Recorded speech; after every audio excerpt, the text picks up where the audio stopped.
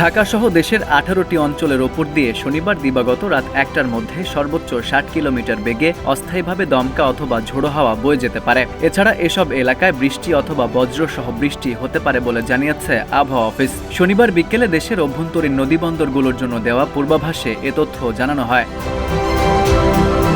এতে বলা হয়, রংপুর, রাজশাহী, পাবনা, বগুড়া, টাঙ্গাইল, ময়মনসিংহ, ঢাকা, ফরিদপুর, কুষ্টিয়া, যশোর, খুলনা, বরিশাল, পটুয়াখালী, নোয়াখালী, কুমিল্লা, চট্টগ্রাম, কক্সবাজার এবং সিলেটের ওপর দিয়ে পশ্চিম অথবা উত্তর পশ্চিম দিক থেকে ঘন্টায় 45 থেকে 60 কিলোমিটার বেগে অস্থায়ীভাবে দমকা অথবা ঝোড়ো হাওয়া সহ বৃষ্টি অথবা বজ্রসহ বৃষ্টি হতে পারে। এসব এলাকার নদীবন্দরগুলোকে 1 নম্বর সতর্ক সংকেত দেখাতে বলা হয়েছে।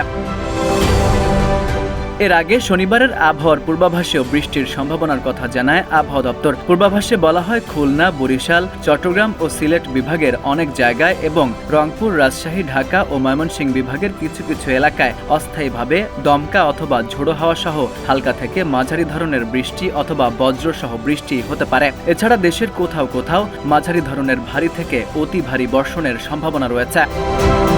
FU Ahmed, Ittefaq news.